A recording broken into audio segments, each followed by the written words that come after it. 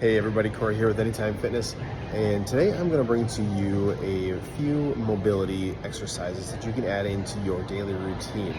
Now, I'm going to focus on three main parts of the body. I'm going to focus on the hip mobility, as well as lumbar spine mobility and shoulder mobility. And I'll be the first to tell you I am not the most mobile person in the world, so I will also give you a couple alternatives that you can add in for each one of these if you need to take it a little bit easier in the mobility factor. So let's dive into it. All right, now the first one we're gonna do is called a scorpion stretch or scorpion move, if you wanna call it that. And this is for your lumbar spine. Now you're gonna start by laying face down on the ground with both of your arms outstretched to your sides. You'll then take one leg and you are going to sweep it behind your back and reach towards your hand that is outstretched. Now I'll show you what this looks like here.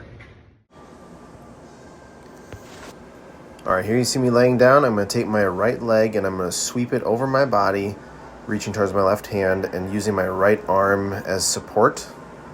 And then I'm gonna bring back to center and then come back with my left leg, reaching towards my right hand, using my left arm as support, taking two big deep breaths while in that stretch, and then coming back to center. Now for the modified version, I am going to just reach a little bit lower with my leg. I'm not going to reach all the way up towards my hand. It is a much smaller stretch, but if your rotation only allows you to reach that far, that's where you're going to begin. All right, our next one here is going to be a 90-degree seated hip rotation. Now this is going to be for hip mobility, and again, I will show you two different ways to do it that will depend on your mobility yourself. So here, take a look. All right, now here's where you're going to see my mobility tested. You're going to see me sit up with both of my legs in 90-degree angles, and I'm going to rotate on my tailbone over to my other side. You can see by my face how much I actually enjoy doing this mobility exercise.